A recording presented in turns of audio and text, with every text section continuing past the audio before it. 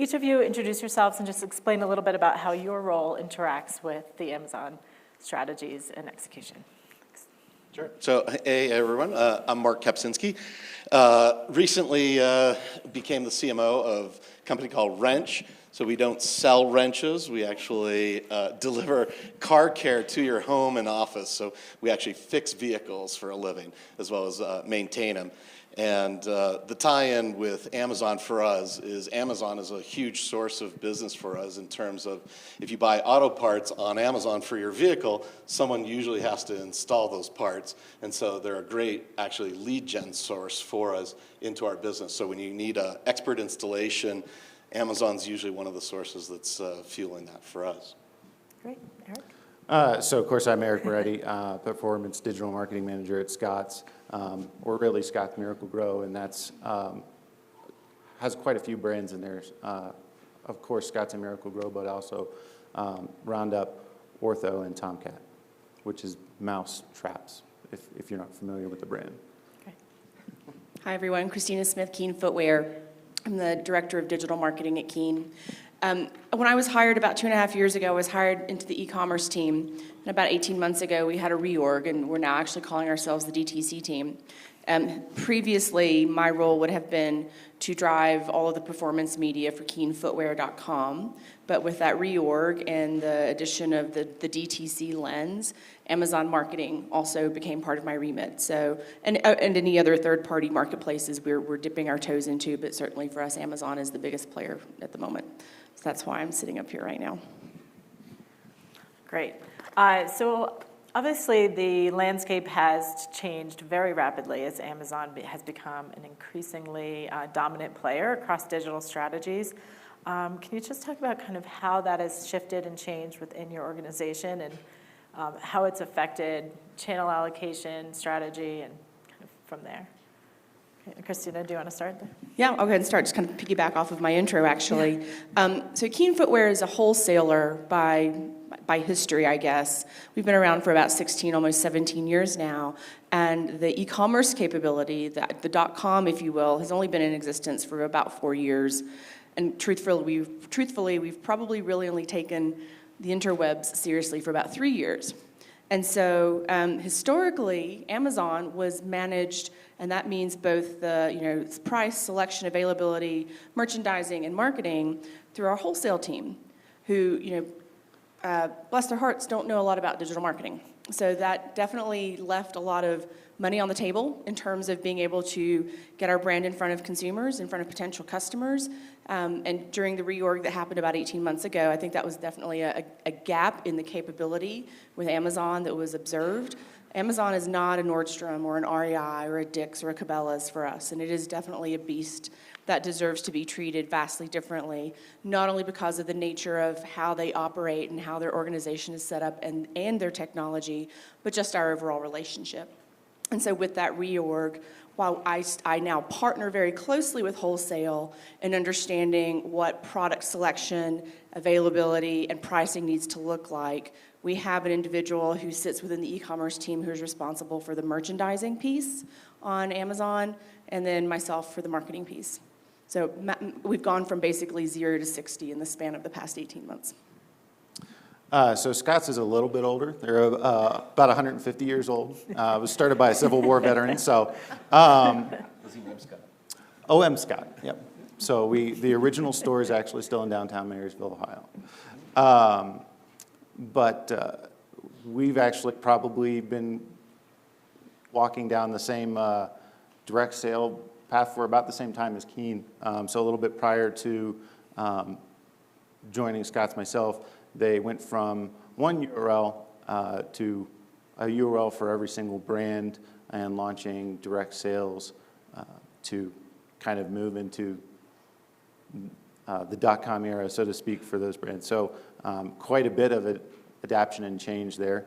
And kind of concurrently as we started to roll into e-commerce sales, we started to lean into Amazon or test into Amazon, and that has grown quite a bit over the past 3 years. Yeah, and for us, as I mentioned, we started with Amazon as a partner in terms of driving service business for us. And as we start to evolve our business into not just, one-time services or one-time repairs, into more of a subscription type of model, what we're trying to analyze and figure out is how do we productize what we have so that we can actually sell it on Amazon. So we're now looking at how do we create a physical good that can be combined with a subscription into a year product offering that we can then start to market heavy on Amazon. And for us, a big piece of our forward-looking strategy is to make sure that we can actively sell on Amazon. So taking our service business and now seeing if we can productize it. So how are you guys seeing the partnership internally between the teams that are doing the merchandising or the wholesale relationships and the digital marketing? Like, are you starting, it sounds like, Kristina, you guys are starting to integrate better, but how is that maybe working, and then what are some of the challenges you're seeing? Yeah, we're definitely integrating better, but there's still a lot of who's on first conversations, so to speak, and a lot of that, if you will, and that's I think that's actually perfectly fine, because this is the first time, quite frankly, in the history of our company where wholesale and e-commerce have actually partnered in this way. So there's definitely some growing pains, and I think they're good growing pains. It's forcing the right conversations about what the strategy and approach for our business should actually look like, what the organization for Amazon should actually look like. Should it just be this, Frankenstein of individuals from other parts of the org kind of coming together for Amazon, or should there be dedicated individuals with dedicated P&L, with dedicated budgets, so that we're actually giving it the due justice that it deserves? So, quite frankly, I don't have the answers to those questions right now, but the fact that we're even asking those questions internally right now versus, even 6 months or a year ago, I think is a massive step in the right direction for us. Yeah, I would say Scott's is similar in that, as you go back 4 or 5 years ago, it was a largely brand-driven organization. And so the DTC and e-commerce teams have grown pretty rapidly. And it's been a lot of, not turf wars, but wanting to understand what's going on and what the goals and objectives are in the channel and how those have shifted as we've moved into e-commerce. A lot of this stuff has helped everyone understand is some of the stuff that we talked about today is, yes, we spend money on Amazon, but it does lead to sales in our retail channels as well. I have to say really quickly to piggyback on that, one of the strongest e-com days we had in the summertime, which while we do typically have strong sales because of our summer line and our winter shoes, we saw a tremendous uptick in .com performance for our brand on Prime Day. And that was unintentional at the time, but now that we know what happened, we are definitely going to be intentionally planning for that next year. We're a little behind the times, but we're getting there. We're getting there. And on that note, Eric, did you see any lift there as well on Prime Day on your .com? That's an interesting connection. A little bit, but mainly so more in Amazon and just general search traffic as well. Interesting. And Mark, how are you guys integrating your teams? Yeah, it's all on you, right? It's not As so the much CMO. integrating. It's really more shifting. Yeah. So we've had this service-based business for 3.5 years now, and we it's very much like a lead comes in and we can fulfill on it, schedule it, book it, deliver the service. And now we have to take more of an e-commerce mindset to the business, which is every service and every component of our service has to be like a SKU in an e-commerce environment, and then enable us to be able to sell differently so that we can sell packages of things versus, hey, here's just send a technician out to take care of the vehicle and that's it. So it's really shifting the whole mindset in the company from, hey, we're just a service provider to we're a product company. Great. While we're talking about team integration, do you guys have any advice for the brands out in the audience that maybe that always seems to be a question that comes up. So any advice or recommendations that they can bring back to their teams for crossing the party lines? So many things. I think, Eric, you said it's not a turf war. Yeah. We're just trying to figure it out. And I think that's very true for Keen. And so I think having that mindset of it's not a us versus them, an e-com versus wholesale mentality has definitely, I think, helped everyone keep their sanity. At the end of the day, we're trying to generate revenue for Keen with a capital K, not our wholesale team, not our e-commerce team, but the company as a whole. And so I think starting with the right mindset and making sure that the KPIs that you agree on are serving all parties is absolutely the starting point. And then I think having, not that we're doing this, but having clearly defined roles and responsibilities and a clearly defined P&L is, for me at least, the big components of what we still need to close the gap on. We've got, marketing budget sitting in P&L and the wholesale team. The agency budget that does the work for us sits within my GL, and these are two vastly different parts of the org. We've got headcount, cost of headcount in probably 5 different GLs right now. And so we don't actually, and I don't think anyone truly appreciates the true cost of running this business. We see the revenue easily, but we don't understand the true cost. And so I think for us, those are probably some of the big ticket items we have to solve for, and quite frankly, just the next 3 or 4 months. Yeah. Yeah, so I talked a little bit how we set different goals based on the numbers that we see, whether it's sales on Amazon or direct sales, or sales on our retail partners. But at the end of the day, everything gets judged on sales in general. And so I think that is key to keep in mind and make sure that everybody understands all of those components. I would say the other thing, just from a search perspective, is it takes a lot of over communication to people that don't live and breathe search to understand, what you're doing. And so the more time that you can spend with people that aren't in search and understand what they're looking for and how they think about things, the better and easier it is for you to translate their questions into a search framework and help them understand what you're doing. Yeah, I think for us, what's kind of the unique challenge is, at the end of the day, we actually send a technician out to your home or office to perform a piece of work. It's not like just shipping a product to someone through UPS or FedEx. So we have really constantly, from a performance marketing standpoint, be monitoring utilization and availability of our technicians, and constantly be, today we're completely booked up. We have to now turn off certain channels or certain markets just because we'll be over capacity. That's a good problem to have, right? It's a good problem to have, so we just got to hire more technicians. Yeah, excellent. So we talked a bit about integrating your internal teams, but let's shift a little bit and talk about how you're integrating your marketing and digital performance strategies. Are you guys starting to look at how you're managing Amazon strategy and budget alongside Google and other platforms, and kind of what are you able to achieve there? Okay. So I would say we take a pretty holistic look and understand how everything is working together. Whether we're comparing Amazon search or Google search or AMG Media and other channels, we try to take a look at how everything performs against, I don't want to say the word traditional, because then we start thinking about things that aren't digital, but more traditional digital channels. Yeah, I think for us, search has been so strong at showing consumer intent, and there's such an immediacy to what people want from us.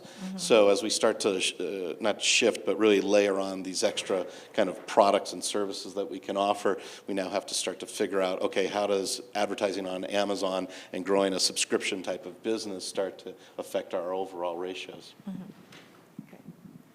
This is kind of a hard question because I think about some of the intrinsic challenges we have at the company right now. I hate to keep going back to something as boring as like finance and accounting, but the forced segmentation we have of our budgets right now, and I think in the two presentations ago with the question about who's got a performance budget and who's got a brand budget, for us there's a brand budget and a performance budget, and there's a budget for our wholesale partners as well, which is neither of these things. Definitely adds a layer of complexity. In a perfect world, I would simply be looking at ensuring that every dollar that I spend of the company's money is generating the most efficient return or CPA as it possibly could. But right now, with that segmentation of these budgets, that's not exactly the lens that we're looking at, which quite frankly is really unfortunate. But I think we will get there, because I do think that if we start to look at a more holistic point of view of that full media mix, that is definitely going to force some efficiencies in our approach and our processes and our results that we don't currently have. But there is, quite frankly, there's a little bit of tail wagging the dog right now in terms of our accounting team, our accounting partners, simply not having the lens of which they need to be looking at our business. So we've got a little bit of kind of administrative legwork to do, I think, to really get to that point that I'd like to be at.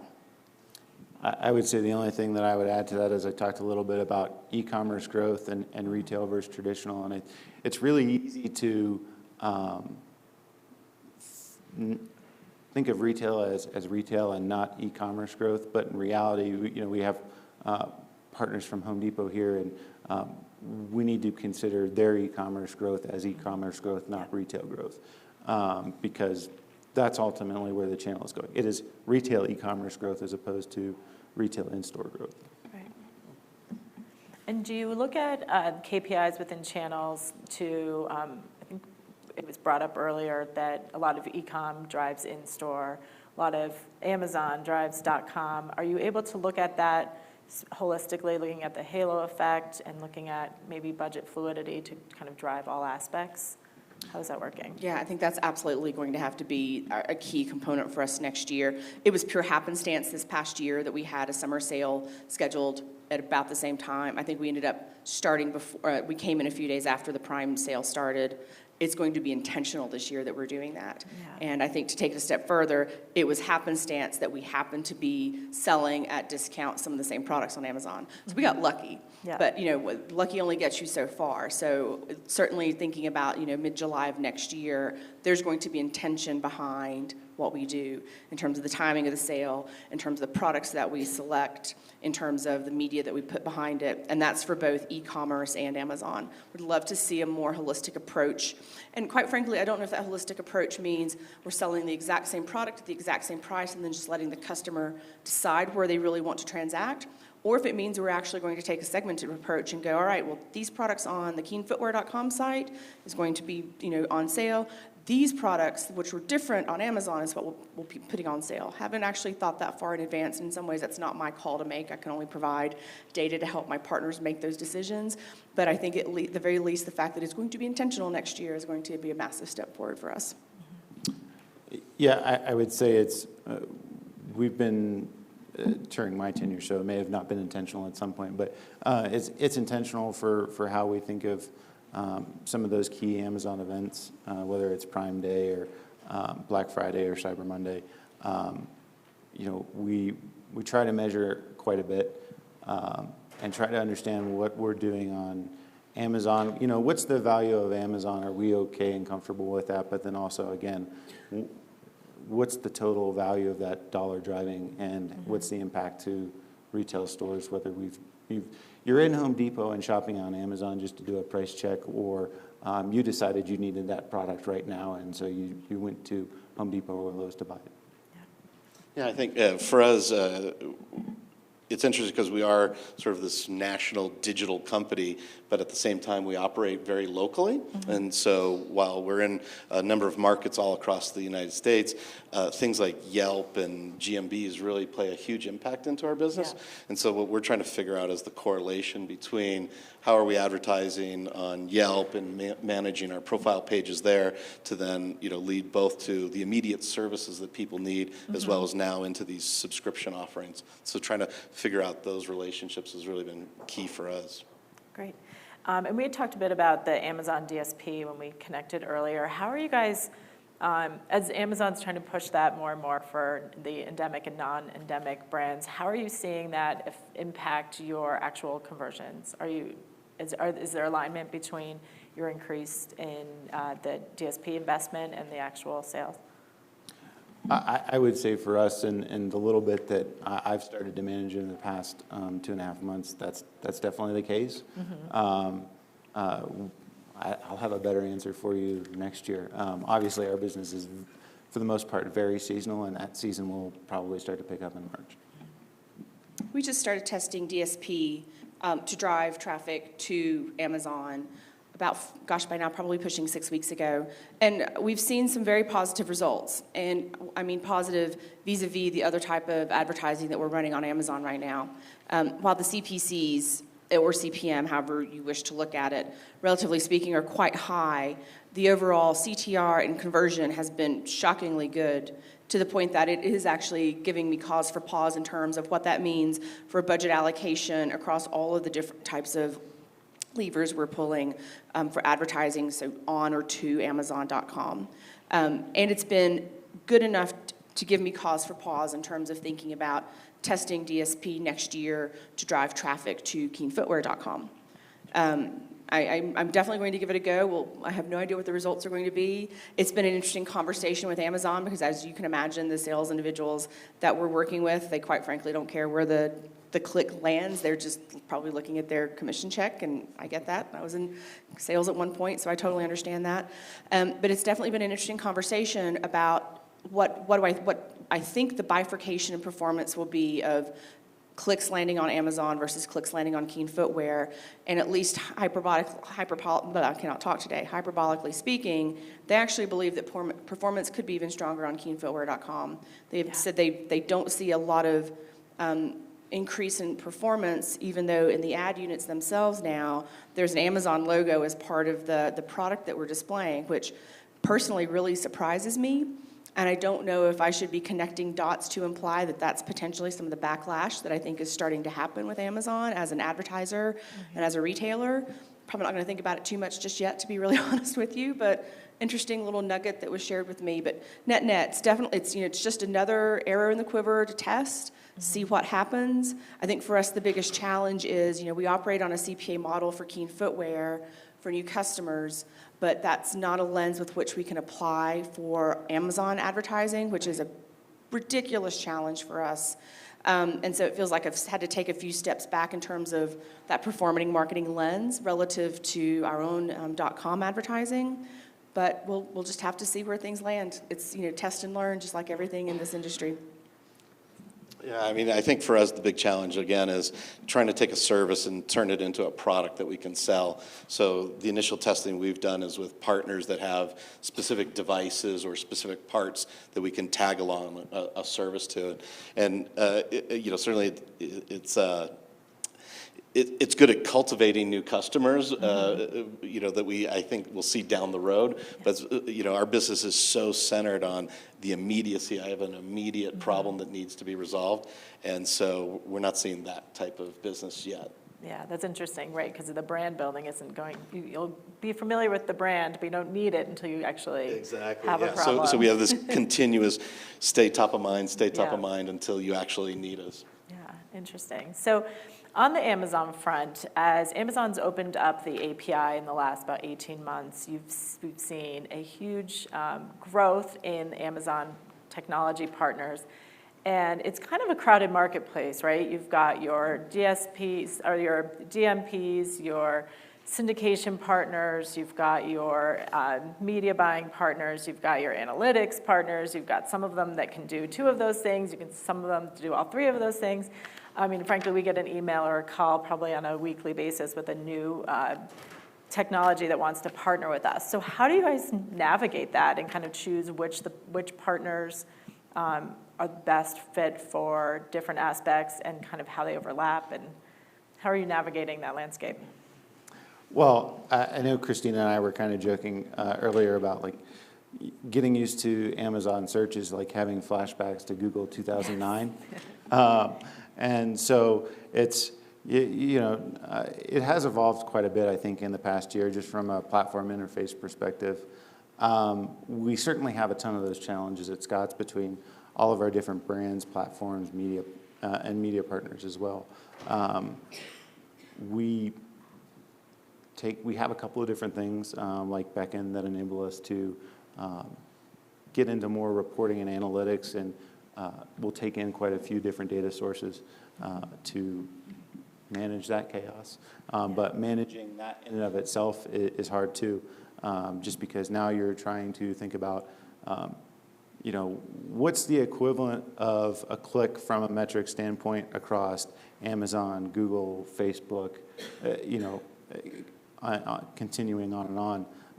So that mapping takes quite a bit of time, but it is certainly a challenge. I don't think I can say anything else that makes any more sense than what Eric just said. Yeah, I mean, I think for us, I think I'm in the fortunate situation that our technology and engineering team is incredibly strong.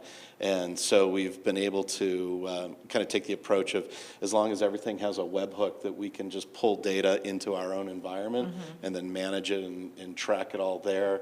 At least we're the central point of consolidation. Yeah. And then we can use whatever kind of reporting tools and stuff to then manage or watch data changes in real time and then take action on it in whatever appropriate tool we're then using to buy media or so on. Excellent, great. And so obviously Amazon is kind of the behemoth, but the other retailers are starting to invest more and more in opportunities for brands to advertise and drive sales. And I think we're starting to see, Walmart pick up the pace. I always think back to when Yahoo was the big search engine back in 2000, and you're like, oh, no one could ever take Yahoo's market share. So I do think Amazon should see the other retailers as a threat.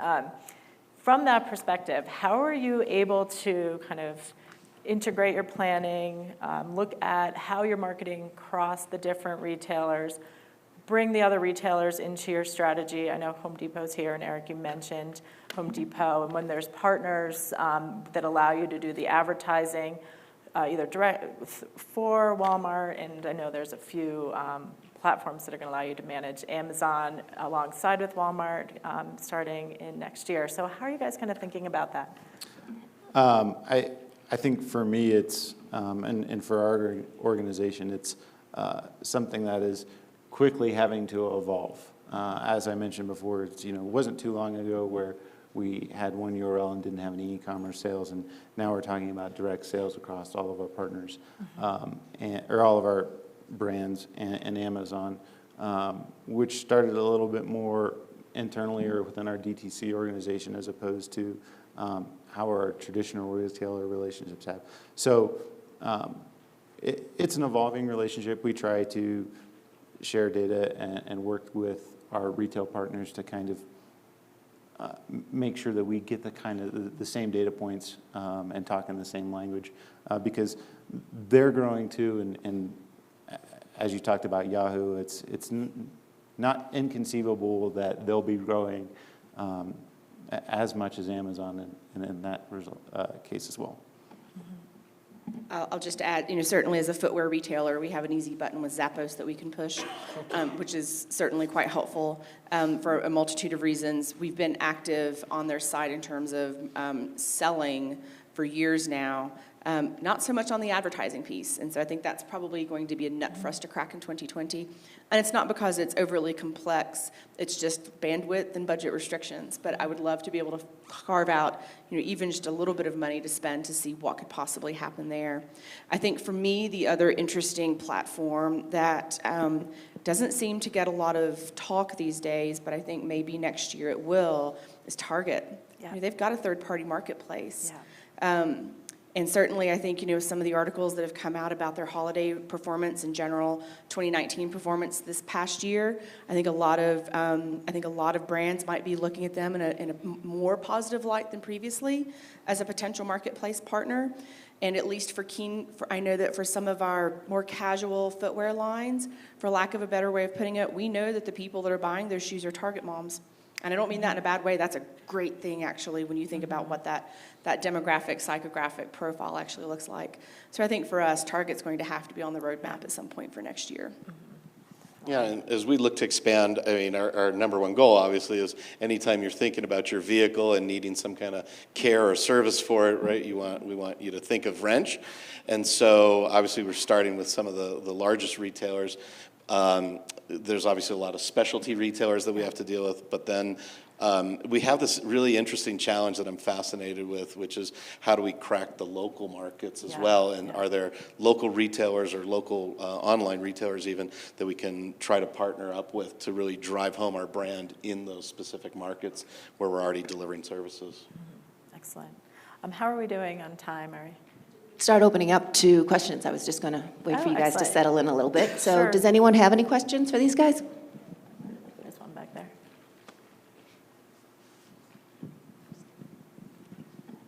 This is Adam Klein with NutriBullet. I just had a question on the brand side with Amazon attribution. Have you guys done anything with attribution, knowing that Amazon is a marketplace and there are probably searches that started at Google that are ending at Amazon? How do you guys tackle that? How do you, I guess, not double count everything there? If only. I would say for us, again, that's kind of one of those things that's in the works as we're talking. So have a little bit more information, next year or later.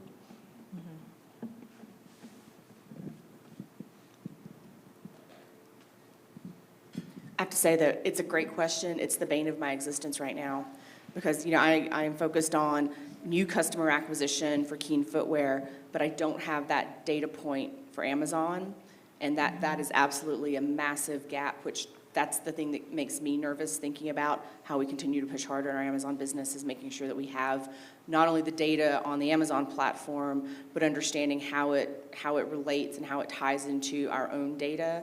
Are we looking at two completely different customers? Is it the exact same person? And if so, what does this mean in terms of how we treat that individual any differently? But right now, we're just not there. Well, and it just goes back to everything's a halo effect, right? Hello again, it's David from Reprise. Sorry, I think this is my last question for the day, don't worry. We're seeing a big trend of brands having very robust, built-out Amazon store pages. And this question is more for Eric and Kristina. Since your brands sell directly on site, what's your strategy for your Amazon store page? Is it a microsite? Is it differentiating in any way? What are the thoughts around that? I would say I don't know if I'd classify it as a microsite. We certainly have them for all of our brands. Our product strategy, given that it's a little bit more limited just from a UX standpoint than our full website, evolves based on the season. So yeah, I don't know if I could add any more detail or color to that, but that's kind of the general statement. So within the Keen Footwear brand, we have two large categories. One is our work product boot, or utility as we call it, and the other is kind of just the general traditional hiking and casual boot, just the core Keen brand, if you will. So we have two stores on Amazon right now. I personally have massive problems with that because I don't think the customer appreciates that, the bifurcation of that brand. To them, we're just Keen. But nonetheless, we very much treat those stores just as we do our own site, within certain limitations because of the selection of product, for example. So on the keenfootwear.com site right now, you will start to see next year a substantial push talking about the sustainability and eco-friendliness of a majority of our products in some way, shape, or form. Now, we just have to make sure that that same selection carries over to the Amazon site so that we could replicate that content, because God forbid we talk about how eco-friendly our product is on Amazon and it turns out it's actually not. That probably wouldn't go over so well. So we try very much to kind of mirror where we can and then localize as best as needed to take into account whatever those differences are in terms of product and potentially the consumer themselves. Okay, anyone else? Okay, actually for Adam, I was speaking with someone because I remember our discussion and I knew this was something you wanted to talk about.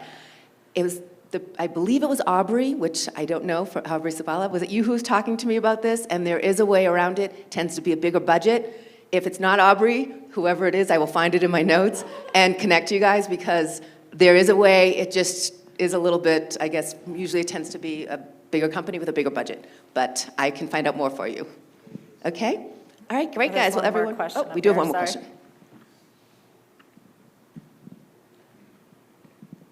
Hi, guys. Jeff Alderman from Ad Media.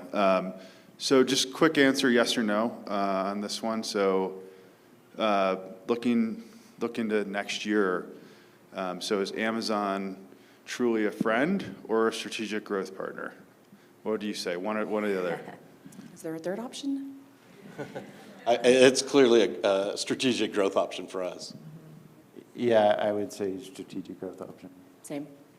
Or all of the above. Depends on what day.